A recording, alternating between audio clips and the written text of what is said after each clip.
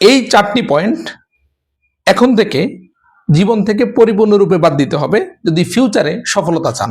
Number 1, first regret, অর্থাৎ অতীত নিয়ে অতিরঞ্জিত ভাবা, কেন ভালো করলাম না, কেন ভালো পারলাম না, সেটা বাদ দিতে হবে। নাম্বার 2, ফিউচার ওভার থিঙ্কিং, ভবিষ্যৎ নিয়ে অতিরঞ্জিত চিন্তা করা, শুধু ভাবনা রাখা, যদি ফিউচারে সফল না হই, এই চিন্তা বাদ দিতে হবে। নাম্বার 3, কম্পেয়ার ইউরসেলফ, নিজেকে অন্যের সাথে তুলনা করা, অন্যের সাথে কম্পেয়ার করা, এটা আপনার বিজয়ের স্বাদকে নষ্ট করে দেয়। Number 4, only planning without an action plan, বলা হচ্ছে শুধুমাত্র আপনি পরিকল্পনা করেন কিন্তু কোনো অ্যাকশন প্ল্যানে, কোনো বাস্তবায়নে, পরিকল্পনা বাস্তবায়নে কাজ করেন না।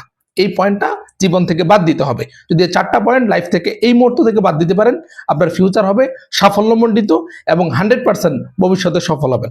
Thank you so much. আল্লাহ হাফেজ। আসসালামু আলাইকুম।